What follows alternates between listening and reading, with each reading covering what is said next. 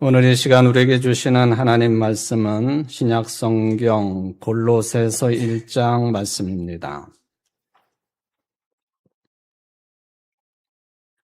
골로새서 1장 9절부터 23절까지 말씀을 봉독해 드리겠습니다.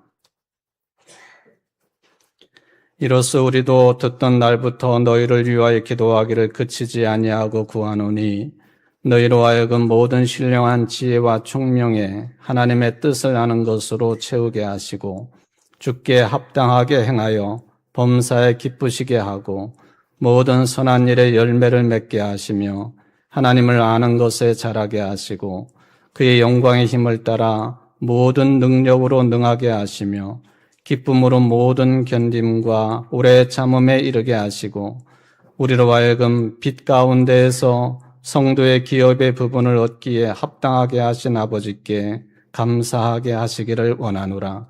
그가 우리를 흑암의 권세에서 건져내사 그의 사랑의 아들의 나라로 옮기셨으니 그 아들 안에서 우리가 속량 곧 죄사함을 얻었도다.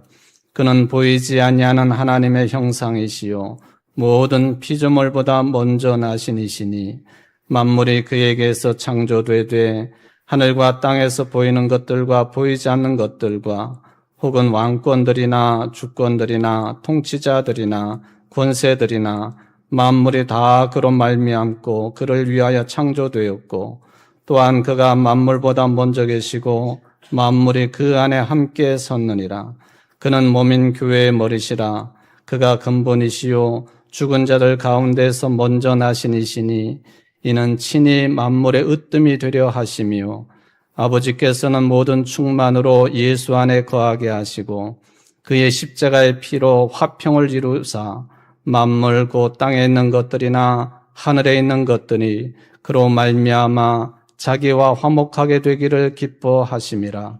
전에 악한 행실로 멀리 떠나 마음으로 원수가 되었던 너희를 이제는 그의 육체의 죽음으로 말미암아 화목하게 하사 너희를 거룩하고 흠없고 책망할 것이 없는 자로 그 앞에 세우고자 하셨으니 만일 너희가 믿음에 거하고 더 위에 굳게 서서 너희 들은 바 복음의 소망에서 흔들리지 아니하면 그리하리라.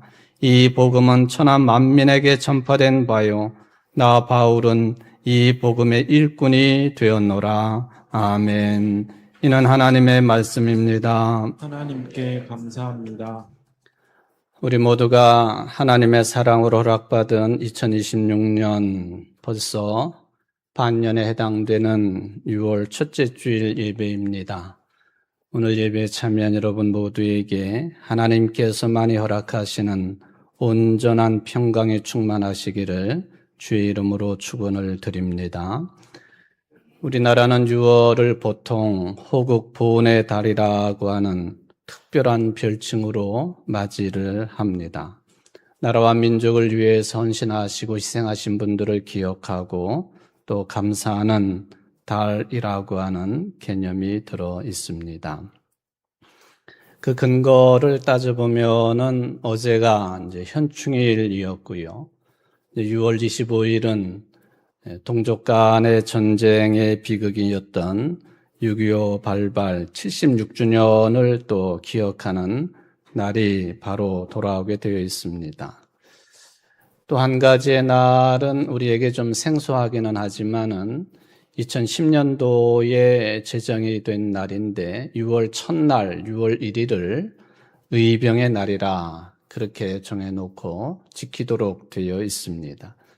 하여튼 6월 달은 내내 나라와 민족을 위해 희생하신 분들, 헌신하신 분들을 기억하고 참 감사하는 달이 돼야 되겠습니다. 큰 주제는 역시 평화라고 하는 내용이 되겠습니다. 그렇기 때문에 6월은 특히나 평화에 관한 강조를 할 수밖에 없는 그런 달이 됩니다. 지금도 세계 곳곳에서는 전쟁이 진행되고 있지 않습니까? 러시아와 우크라이나 전쟁이 이제는 중동의 전쟁 때문에 우리들 기억에서 사라지려고 하지만은 아직도 진행 중에 있습니다. 또 이란과 이스라엘, 미국의 전쟁 또 계속이 되고 있습니다. 하여튼 전쟁이라고 하는 것은 사람의 목숨을 앗아갈 뿐만 아니라 우리 인간들의 삶을 송두리째 뽑아내는 일이기 때문에 전쟁은 결코 어느 곳에서나 풀어져서는 안 되는 죄악의 모습인 것은 분명합니다. 그렇기 때문에 여러분들이 농담으로라도 전쟁을 선호하는 이야기를 한다든지 또 전쟁을 부추기는 그런 생각을 갖는 것은 금기시되는 성서의 정신에 따라서도 금기시되는 그런 내용이라고 하는 것을 기억을 해야 될 것입니다. 우리의 이웃 종교인 가톨릭의 최고 지도자인 교황인 레오 14세가 지난달 5월 30일 전 세계의 신자들에게 평화를 위해서 기도를 바치라고 권고를 왜 했겠습니까? 묵주기도를 바치라고 권고를 했습니다. 이 묵주기도를 드릴 때에 세계적으로 유명한 그러한 순교 성지, 성지에 모여서 묵주기도 바칠 것을 권고를 했습니다. 유명한 포르투갈의 파티마 성지라든지 또 프랑스의 루르드 성지라든지 또 보스니아 헤르체고비나에 있는 유명한 메주고리 성지에서 모여서 묵주기도 하라고 합니다. 또 현재 전쟁으로 고통을 받고 있는 우크라이나 성지, 또 이스라엘 이란 전쟁 때문에 또 옆에 있는 나라라서 큰 피해를 보고 있는 레바논 비블로스 성지, 이 유명한 성지들이 다 이 묵주기도에 함께 참여를 하도록 되어 있습니다. 여러분들이 늘 접하고 있어서 귀한 것인 줄 모르는 내용들이 있겠지만은 우리 교회 이 자리도 1866년 병이 박해 때에 4분의 순교자가 탄생을 한 곳에 세워진 개신교회고 오늘 이곳 예배당에서 우리는 예배를 드리고 있지 않습니까? 가톨릭 입장에서 보면은 청주 시내에 아주 중요한 성지 중에 성지가 우리 교회 자리라고 하는 것을 알 수가 있습니다.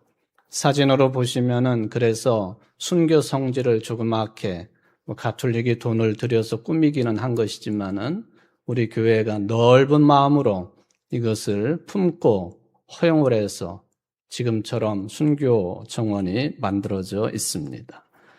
뿐만 아니라 우리 교회 예배당 서쪽 벽면은 유교의 상흔을 그대로 안고 있는 벽면으로 저 흔적들을 메꾸지 않고 평화 교육의 어떤 상징적인 그런 모습으로 우리가 지키고 있습니다.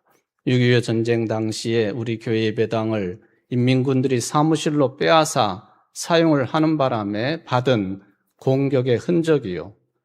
전투기에서 기총소사를 했기 때문에 나타난 흔적인데 저거를 메꾸지 아니하고 평화교육의 현장으로 저렇게 그대로 두고 있습니다.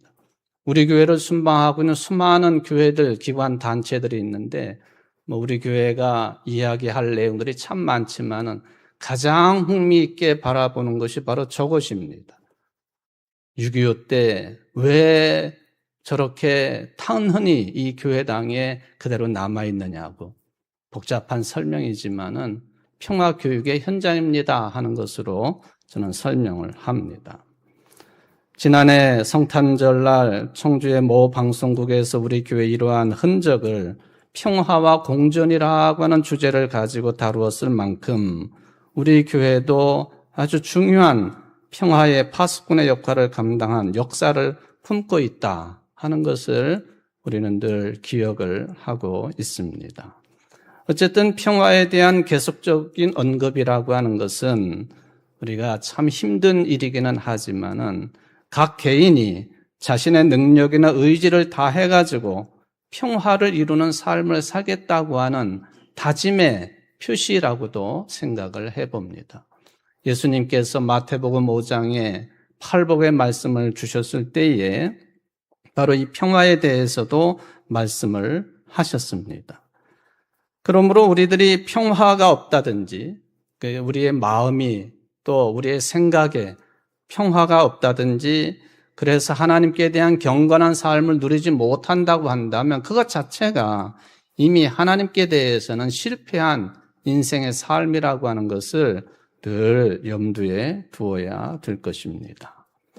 평화에 관한 설교를 하면서 또 이러한 내용도 함께 찾게 되었습니다. 여러분 혹시 로봇의 3원칙이라고 하는 그런 말을 들어보신 적이 있으신가요? 이미 한 80년 전쯤 되는 1942년도 아이작 아시모프라고 하는 사람의 공상과학 소설에서 처음 언급되었던 로봇이 따라야 할 3가지 원칙이라고 하는 내용이 되겠습니다. 거기에 보면 첫 번째로 로봇은 인간에게 해를 가하거나 또 혹은 행동을 하지 않음으로써 인간에게 해를 끼치지 않아야 된다. 두 번째, 로봇은 첫 번째 원칙에 위배되지 않는 한 인간이 내리는 명령에 복종해야 한다. 세 번째, 로봇은 첫 번째와 두 번째 원칙을 위배하지 않는 선에서 로봇 자신의 존재를 보호할 수 있다. 여기에다가 한 40년 뒤쯤에 1985년도에 이 아시모프는 이 0번째 법칙이다 해가지고 한 가지를 더 추가를 했습니다. 인류 집단의 안전을 위한 그런 법칙 추가 내용입니다. 로봇은 인류에게 해를 가하거나 해를 끼치는 행동을 하지 않음으로써 인류에게 해를 끼치지 않아야 된다 하는 내용을 추가를 해 놓았습니다. 요즘에 AI 로봇 시대이기 때문에 제가 한번 언급을 해드린 내용입니다. 우리나라에서도 지능형 로봇 개발 및 보급 촉진법이라고 하는 법이 있거든요. 이 지능형 로봇이라고 하면 AI형 로봇을 이야기합니다. 바로 거기에 윤리 헌장이 있는데 이런 내용으로 정의되어 있습니다. 지능형 로봇의 기능과 지능이 발전함에 따라 발생할 수 있는 사회 질서의 파괴 등 각종 폐해를 방지하여 지능형 로봇이 인간의 삶의 질 향상에 이바지할 수 있도록 지능형 로봇의 개발, 제조 및 사용에 관계하는 자에 대한 행동 지침, 기계에 대한 얘기가 아니에요. 로봇의 개발, 제조, 사용에 관계하는 자들, 이런 사람들의 행동 지침을 윤리 헌장으로 우리나라도 지정해 놓고 있다 하는 것이죠. 매우 좀 간략하지만은 이미 이런 것이 필요한 시대다 하는 것이죠. 여러분 동영상 한번 보실까요? 이거 시청하신 분들이 꽤 되실 것이라고 보여지는데요. 이 AI 로봇에 관한 내용입니다. 로봇 시험 행사가 순식간에 날벼락 같은 사고 현장으로 변했습니다. 절도에는 발차기를 선보이던 로봇이 관람하던 아이의 복부를 강타한 건데요. 3일 한 중국인 네티즌 A씨는 당시 영상과 상황을 공유했습니다. 공개된 영상 속 파란색 곱슬머리 가발을 쓴 채 절도 있는 무예를 선보이는 휴머노이드 로봇. 로봇은 준비 자세를 갖추더니 절제된 발차기와 팔 동작을 선보입니다. 그런데 이때 로봇이 뒷발차기를 돌리다 관람선 근처 어린이의 복부를 그대로 가격하는데요. 맞은 아이는 배를 감싸주며 고통을 호소하고요. 쇠붙이로 로봇의 타격에 지속하는 고통으로 아이는 뒤로 고꾸라져 버리죠. 네, 거기까지만 보겠습니다. 네. 간단한 동영상이지만요. 앞으로 우리 인간들이 지능형 로봇에 대하여 어떤 피해를 받을 수 있겠는가? 아주 작은 단면입니다. 단면. 그래서 그랬는지 모르지만은 이 가톨릭의 교황 레오 14세가요. 5월 25일에 첫 회칙을 발표를 했습니다. 고귀한 인류라고 하는 큰 타이틀로 발표를 했는데 여기 회칙이라고 하는 것은 우리 무슨 여신도의 남신도의 교회 회칙과 같은 그런 성격도 있겠지만은 그걸 훨씬 뛰어넘습니다. 교황이 발표하는 회칙은요, 가톨릭의 가장 권위 있는 지침입니다. 앞으로 그렇게 살아야 된다는 거예요. 또 관심을 기울여야 된다 하는 뜻이죠. 이 14세가 즉위를 하고 시노드에 직접 참석을 해서 처음 발표한 회칙입니다. 여기에 보면은 인공지능을 바벨탑에 비유를 했습니다. 그러니까 이 문제가 심각하다 하는 그런 반증이 되겠습니다.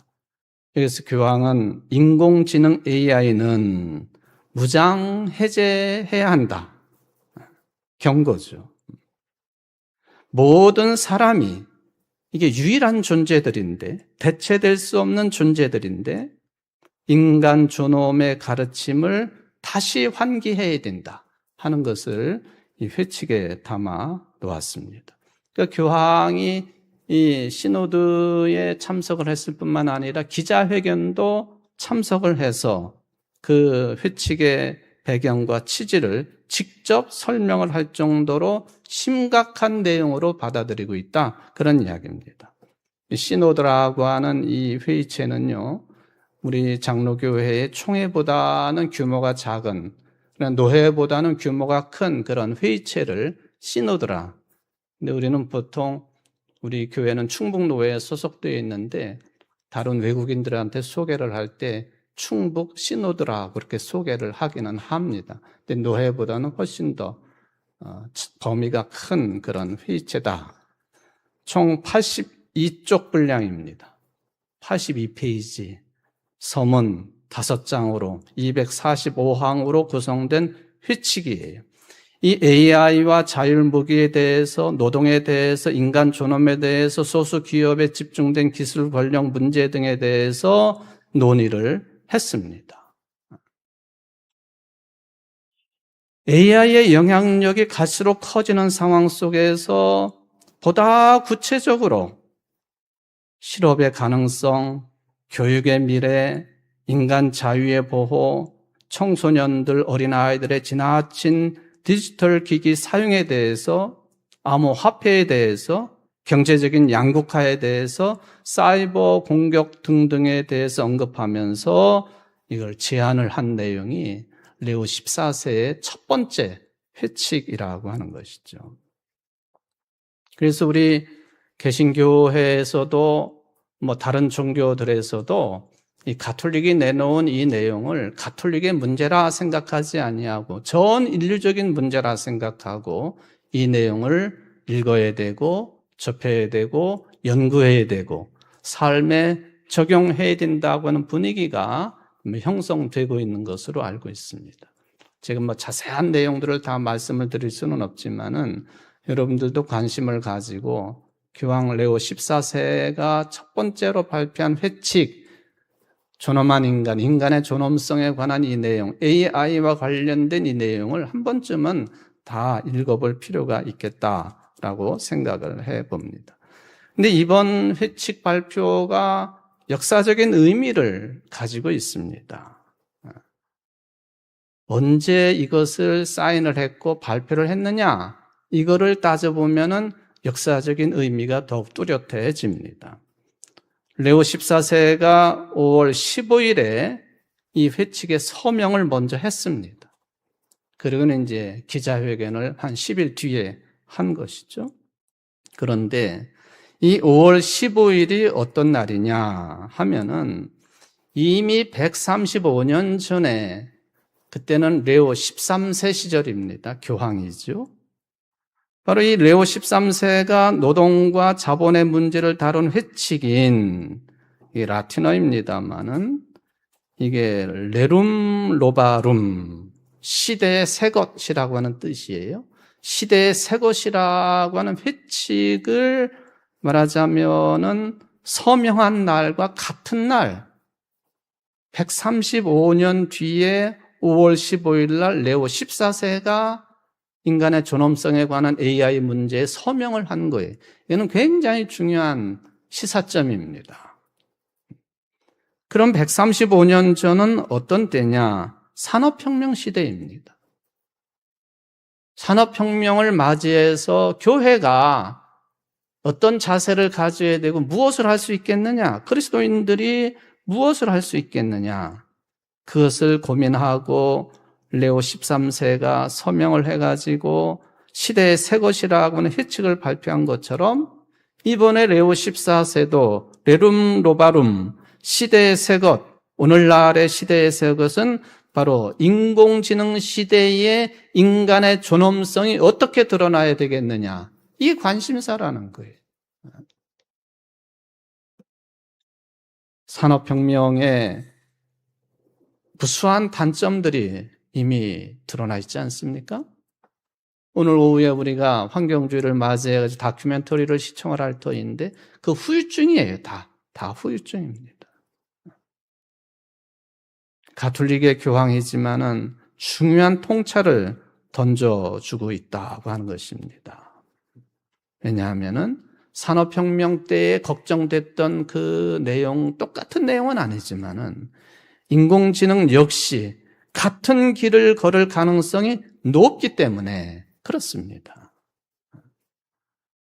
어떤 위험성이 있겠습니까? AI를 부정하는 게 아니에요.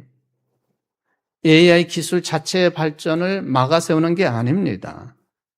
AI의 위험은 기술 자체보다는 그 AI 인공지능을 독점하고 통제하려고 하는 인간의 욕망에 대한 고찰입니다. 여러분, AI는 본래가 인간을 돕기 위한 도구 아닙니까?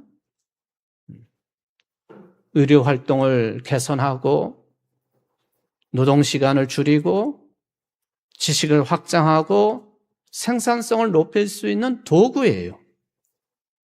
더군다나 사람이 직접 들어갈 수 없는 곳 또는 접촉해서는 안 되는 그런 상황 속에까지 AI 로봇이 들어가가지고 인간을 대신해서 위험한 일, 인간이 접촉해서는 생명을 잃을 수 있는 그런 환경 속에 들어가는 이 AI 로봇, 그러니까 인간을 돕기 위한 도구예요.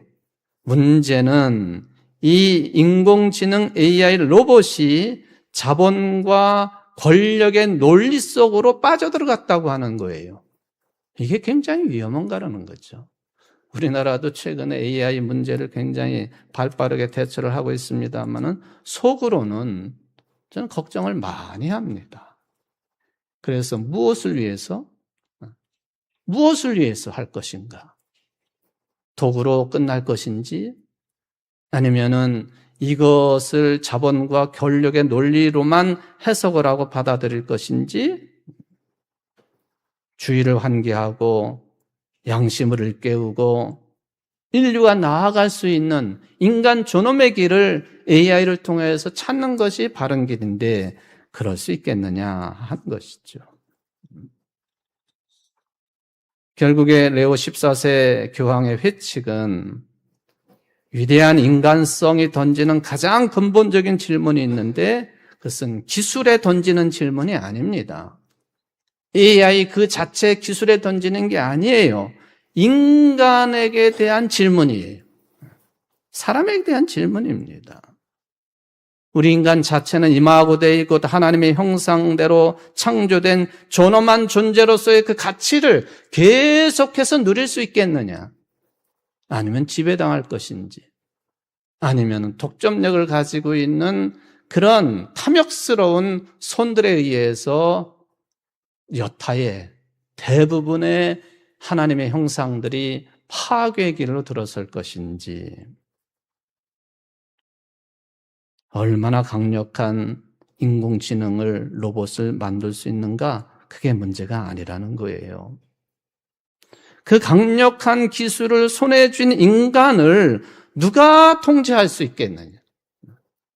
아주 심각한 문제입니다.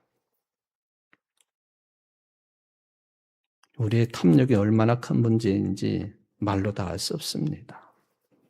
탐욕은 끊임없이 경계하고 거기에 대해서 깨어있지 않으면은 언제든지 비집고 나올 수밖에 없는 충동이에요. 거듭해서 이런 회칙을 통하여 경고를 통하여 또 설교를 통하여 일깨워야 될 필요가 있는 것이죠. 중세교회는 이런 7가지를 7대 죄악으로 아예 규정을 해놓은 적이 있었습니다. 식탐, 나태한 것, 유욕, 교만, 분노, 질투, 그리고 마지막 탐욕. 7대 죄악. 왜냐하면 7가지의 죄들은 십계명의 원칙들을 어길 수 있게 하는 근원으로 여겼기 때문에 굉장히 조심스럽게 다뤄야 된다 하는 것이죠. 하나님을 향한 그리고 이웃을 향한 우리의 삶이 어떻게 자리매김을 하고 또 위대한 인간으로서의 자리매김을 할 수 있겠느냐. 여러분이 잘 아시는 것처럼 십계명의 내용을 보면은 내 하나님 야훼를 시작해가지고 내 이웃으로 그 내용이 맞춰지지 않습니까?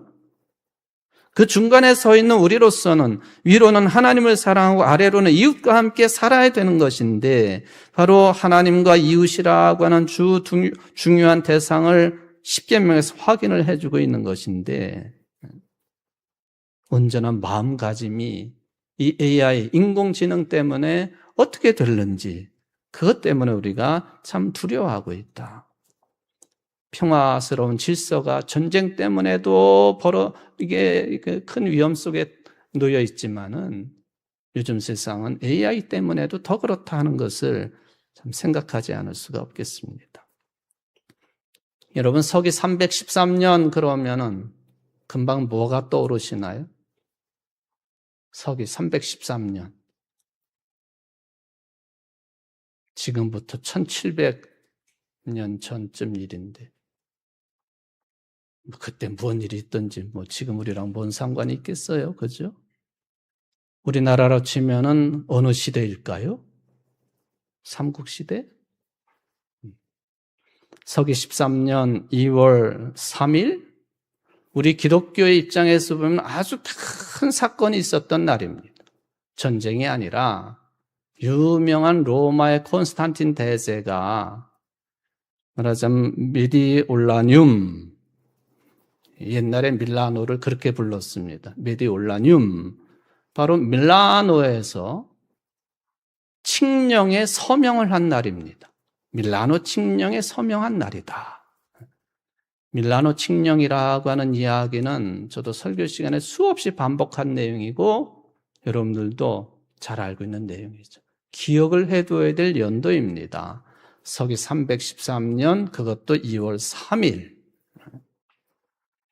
바로 이 밀라노에서 서방 세계를 대표하고 있는 콘스탄틴 대제하고 동방 세계를 대표하고 있는 리키니우스 황제가 함께 앉아가지고 그 유명한 밀라노 칙령에 서명을 한 날입니다. 서명.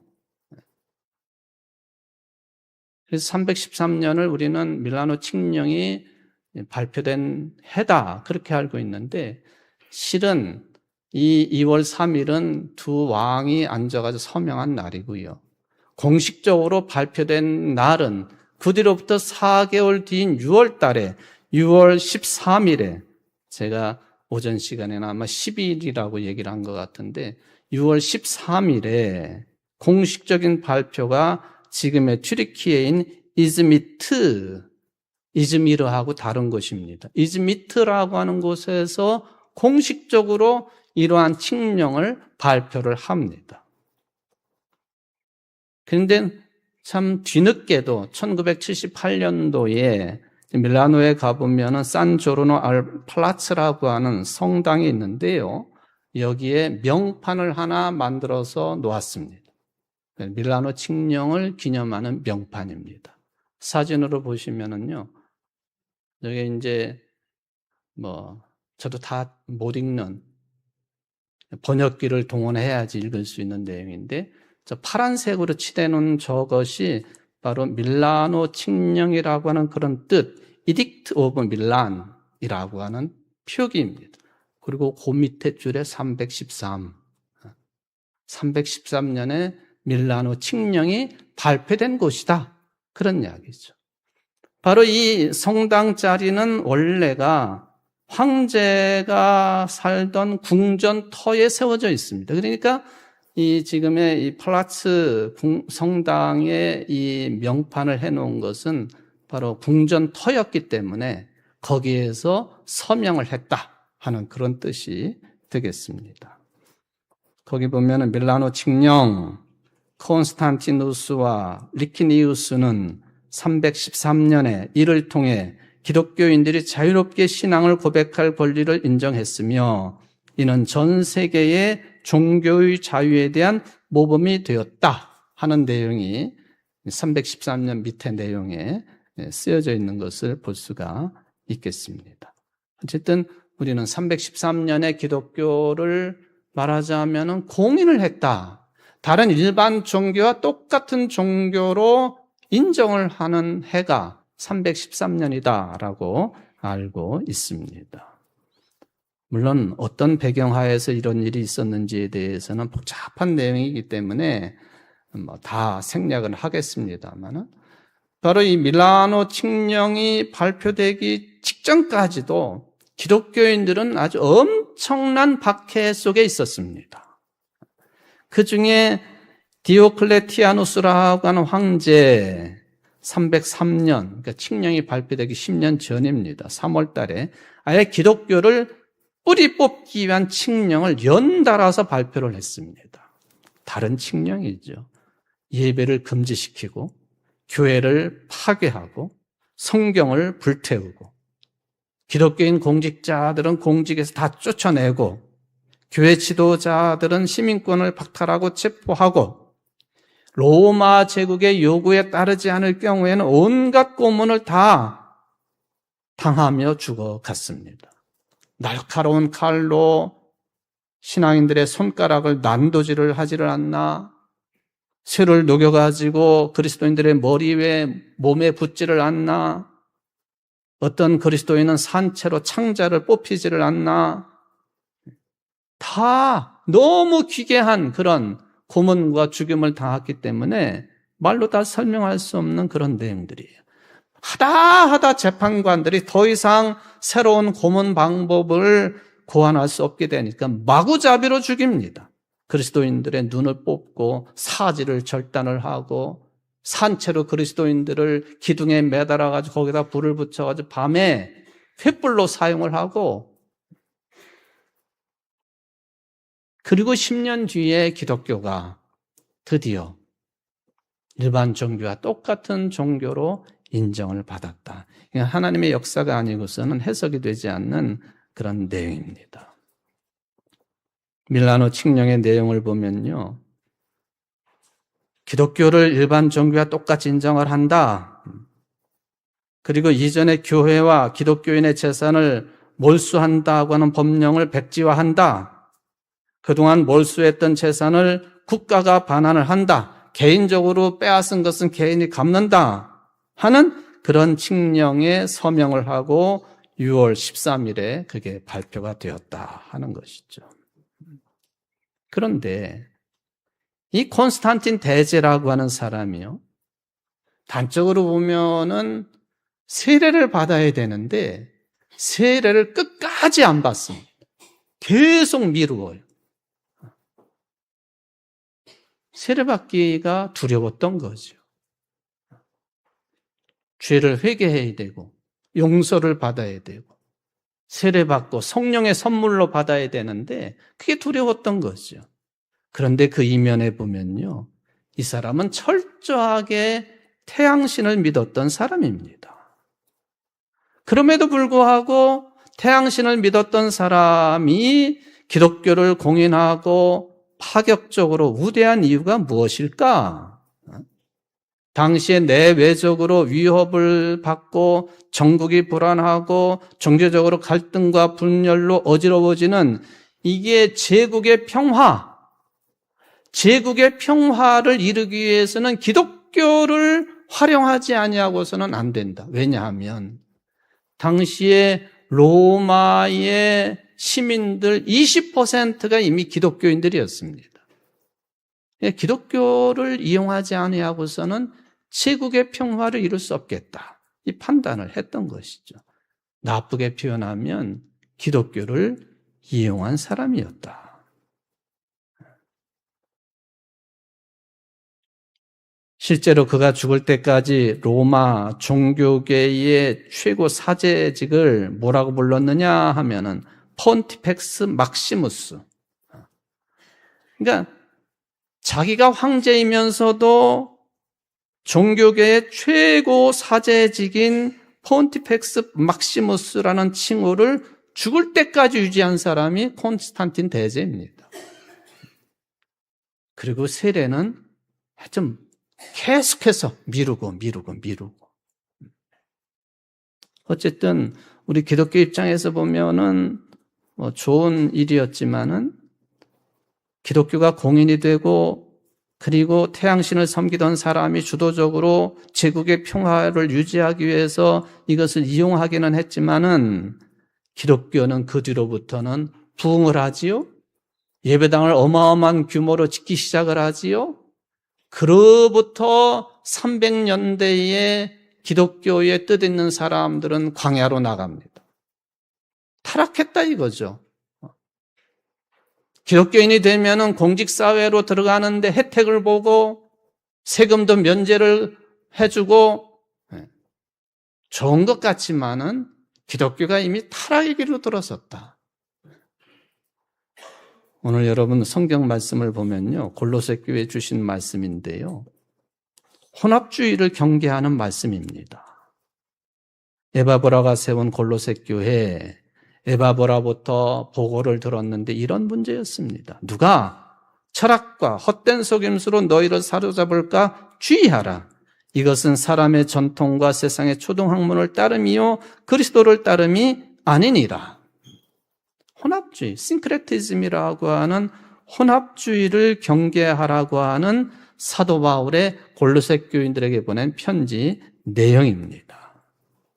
엄격하게 말하자면은 이것은 금지되어 있는 종교적인 형태이죠.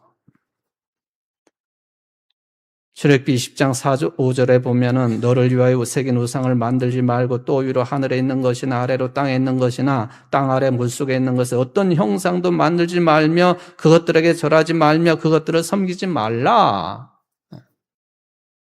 그런데 초대교회가 골로새 교회가 거기에 휩싸여 있었습니다. 겉으로 보기에는 구별하기 쉽지 않아요. 그렇기 때문에 이것을 구별하려면 참된 신앙으로 들어가야 되는데 이 참된 신앙으로 들어가기 위해서 반드시 해야 될 신앙 고백의 내용이 뭐냐? 예수 그리스도에 대한 신앙 고백이었습니다. 골로새서 1장 15절 그는 보이지 않는 하나님의 형상이시요 모든 피조물보다 먼저 나신 이시니라. 예수님은 보이지 아니하시는 하나님의 형상이시다. 예수님은 하나님과 함께 창조 이전부터 함께 하셨던 하나님이시다. 피조물보다 먼저 나신 분. 이거에 대한 신앙 고백이 특출나지 아니한 한 혼합주의에 휩쓸리게 되어 있다라고 하는 경고가 되겠습니다. 사도 바울은 마치 송영처럼 이렇게 말씀을 했습니다. 예수님에 대한 신앙 고백이지요. 만물이 그에게서 창조되되 하늘과 땅에서 보이는 것들과 보이지 않는 것들과 혹은 왕권들이나 주권들이나 통치자들이나 권세들이나 만물이 다 그로 말미암고 그를 위하여 창조되었고 또한 그가 만물보다 먼저 계시고 만물이 그 안에 함께 섰느니라. 예수 그리스도에 대한 예수님이 하나님이시고 창조주와 같은 분이시고 먼저 나신 분이시고 이것이 확실하지 않는 한 혼합주의에 휩쓸리게 되어 있다라고 하는 그 말씀을 주셨습니다. 바로 이것이 충만한 상태가 되어야 된다. 그래야만이 이길 수 있다. 그러면 너희에게 무엇이 주어지는지를 아느냐? 평강이 주어지게 되어 있다. 평화가 주어지게 되어 있다. 여러분, 누가 AI를 움직이는 인간을 누가 지배할 수가 있겠습니까? 불가능해요. 예수 그리스도에 대한 신앙 고백, 그걸 통해서 주어지는 평강이 아니고서는 우리 인류의 미래는 암흑입니다. 골로새 교회에 보낸 편지의 내용이 바로 그 내용이다 하는 것을 다시 한번 확인을 해볼 수가 있겠습니다. 비록 고난받고 십자가에 달려 죽기는 하셨지만은 그러나 다시 살아나셔서 우리의 주와 그리스도가 되시는 예수 그리스도의 충만함, 이것이 우리에게 평강을 가져다 주시니 AI의 조정도 이러한 마음가짐으로 할 때에만 평강이 주어지는 것이요. 제국의 평화를 위해서 기독교를 이용했다? 아니요. 예수 그리스도에 대한 신앙이 충만할 때에만 제국의 평화도 나라의 평안도 민족의 평안도 주어지는 것이다. 이게 바울의 신앙 고백이요. 또한 우리들의 신앙 고백이 되어야 될 줄 믿습니다.